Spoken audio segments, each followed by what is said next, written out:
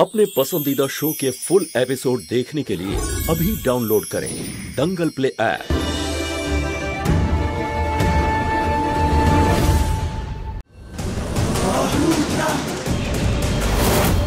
আরে আপনি এখানে?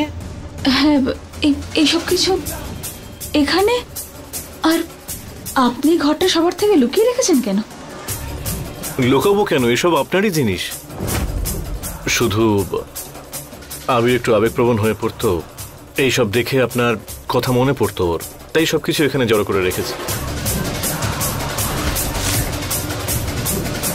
কিন্তু আবির আমাকে বলল যে দুর্ঘটনার আগে আমি এখানে ছিলাম না। তাহলে কোথায় ছিলাম আমি? আর আর আমার সন্তানের থেকে দূরে ছিলাম কেন? অনেক লম্বা কাহিনী, সেটা সময় নিয়ে বলবো আপনাকে। এখন আপনি ওষুধ খেয়ে ঘুমিয়ে পড়ুন। কিন্তু আপনি চলুন তো, রেস্ট আপনার জন্য ইম্পর্ট্যান্ট। আমাকে আমার পরিচয় খুঁজতে হবে। হে শিব ঠাকুর, সাহায্য করো আমায়। চলুন।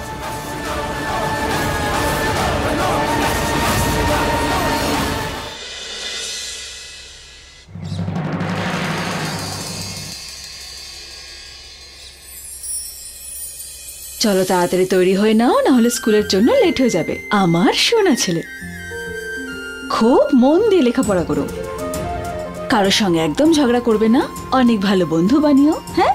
আর সবার সঙ্গে মিলেমিশে থেকো। কাল ওই বাচ্চা মেয়েটার সঙ্গে ঝগড়া করেছিলে না? আমি ওর জন্য খাবার দিয়ে দিয়েছি, ওকেও দিও, আর ওর সঙ্গে খাবার ভাগ করে খেও। হ্যাঁ হ্যাঁ মা, তোমার পছন্দের বানিয়েছি। আমার পছন্দের? হ্যাঁ, এই দেখো। এটা আমার পছন্দ নয় মা।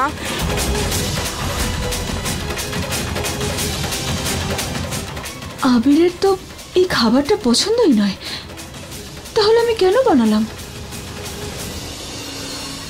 আঙ্কেল, আমি এই খাবারটা খাই না, তুমি আমার জন্য একটু রান্না করে দেবে? আমার মা তো আমাকে লিট্টি চোখা বানিয়ে দিত। হ্যাঁ, তো নিজের মায়ের কাছেই যা না, যা অন্য কাজ দেখো। আমাদের মাথা খাওয়া বন্ধ কর। আমার মা এই করতো, আমার মা সেই করতো। তোর বাবার বাড়ি নাকি এটা? হ্যাঁ, এটা আমার বাবারই বাড়ি। ওই খুব বড় বড় কথা বলছিস তো। তোকে তো কাজের লোক বলে এই বাড়িতে রেখেছি, ভদ্রভাবে থাকলে থাক, না হলে ধাক্কা মেরে বাড়ি থেকে বার করে দেবো। ছাড়ো, আমার লাগছে। ছাড়ো। আরে তোর এত বড় সাহস, এত বড় সাহস যে তুই আমাকে কামড়ালি? চল, আমায় কামড়েছিস না, এর শাস্তি তো তুই পাবি। এবার তুই খালি পেটে স্কুলে যা, এই টিফিন বক্স ছাড়া। শুনতে পেয়েছিস তুই? চল যা এখান থেকে। আমার মাকে একবার আসতে দাও, ছাড়বে না তোমাকে। আচ্ছা চল যা এখান থেকে।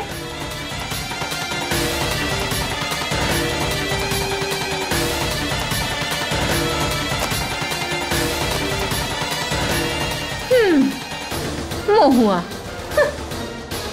মহুয়া তো আর কোনোদিনও বাড়ি ফিরবে না।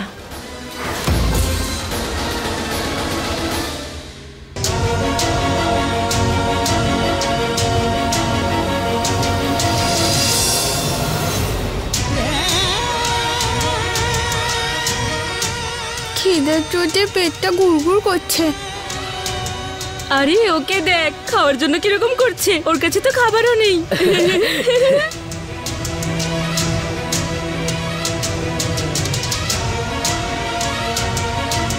গৌরী,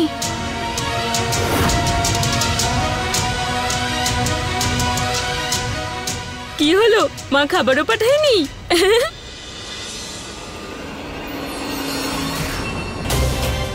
কাল ওই বাচ্চা মেয়েটার সঙ্গে ঝগড়া করেছিলে না? আমি ওর জন্য খাবার দিয়ে দিয়েছি, ওকেও দিও, আর ওর সঙ্গে খাবার ভাগ করে খেও।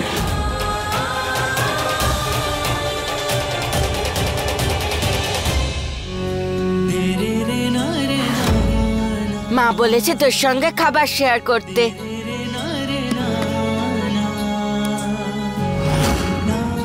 এটা এটা তো আমার ফেভারিট খাবার। খা না।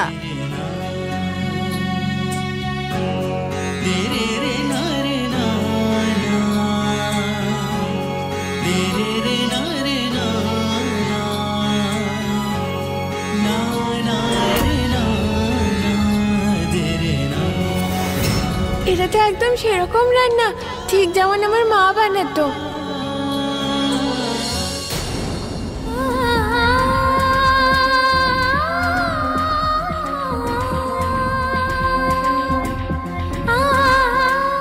কি হলো দিদি? অদ্ভুত এক প্রশান্তি অনুভব করছি আমি। আমার মনের ব্যাকুলতা হঠাৎ যেন উধাও হয়ে গেল। মা আর সন্তানের সম্পর্ক এরকমই হয়। হয়তো ওখানে স্কুলে আবির বাবা আজ তোমার হাতের বানানো খাবার নিজে হাতে খাচ্ছে, তাই আজ তোমারও একটু ভালো লাগছে। হ্যাঁ, হতে পারে।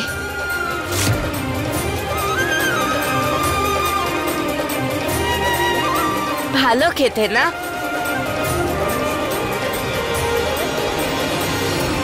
আমার এখন আবিরের স্কুলে যেতে হবে। ওর স্কুলে কম্পিটিশন আছে না, ও তো পার্টিসিপেট করছে। রুদ্রবাবু জানেন তো? না, কেন? না, আচ্ছা ঠিক আছে। ঠিক আছে, এবার আমি আসি। আমায় বাবুকে বলতে হবে যে ম্যাডাম আবার বাইরে গেছে। আজকের ইন্টার স্কুল কম্পিটিশনে আপনাদের সকলকে স্বাগত জানাই। আমি আপনাদের সকলের কাছে অনুরোধ করব আমাদের আজকের পার্টিসিপেটিং সমস্ত ছাত্রছাত্রীকেই হাততালির মাধ্যমে মঞ্চে স্বাগত জানান।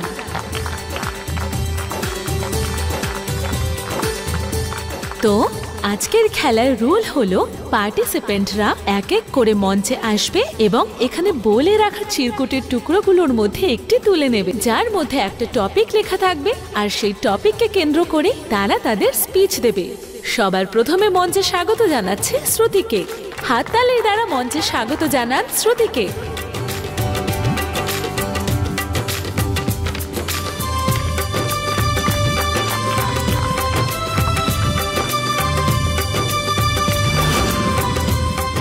এবার কৃষ্ণা, তোমার পালা, স্টেজে এসো। হাততালি।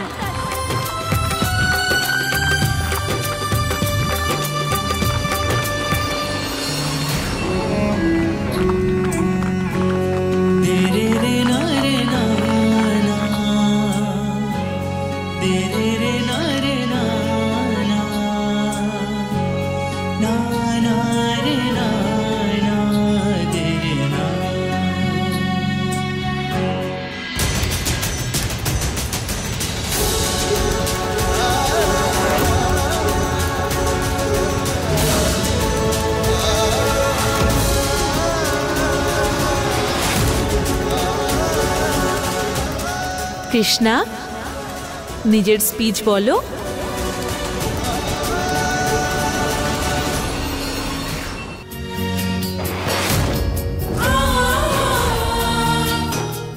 বলো কৃষ্ণা।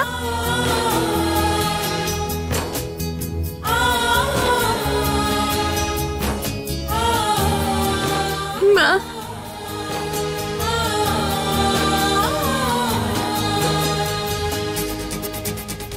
আমি আমার মাকে খুব ভালোবাসি, তোমরাও নিশ্চয়ই বাসো, কিন্তু আমার মা খুব স্পেশাল। ছোটবেলায় আমার কাছে আমার বাবা ছিল না, কিন্তু আমার মা সেই অভাব কখনো আমায় বুঝতে দেয়নি।